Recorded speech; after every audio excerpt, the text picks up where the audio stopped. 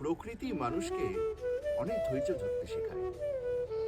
প্রকৃতির মাঝখানে এলে মনে হয় যে আমরা এত ইঁদুর দৌড়ে কি করছি, এত ইঁদুর দৌড়ের কি দরকার। কিন্তু প্রকৃতির মাঝখানে এলে মনে হয় সব শান্ত, যেটা যে সময় হবার সেটা সেই সময় হচ্ছে। প্রকৃতি মানুষকে অনেক বেশি শান্ত করে, অনেক বেশি ধৈর্যশীল করে, অনেক বেশি পেশেন্স তৈরি করে। আর একটা যেটা তৈরি করে সেটা হচ্ছে মানুষকে অনেক বেশি নিজেকে চিনতে শেখায়।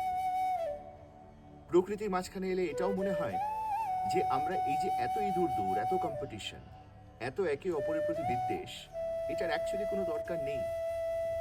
A short span of life and we should live that life with complete enjoyment. But সেটা না করে আমরা একে অপরের সাথে কম্পিটিশনে লড়ে যাচ্ছি। কি দরকার? কেন? কিছুক্ষণের জন্য যদি এই প্রকৃতির মাঝখানে এসে শান্ত হয়ে থাকা যায়, তাহলে বোঝা যায় হাউ বিউটিফুল দিস লাইফ।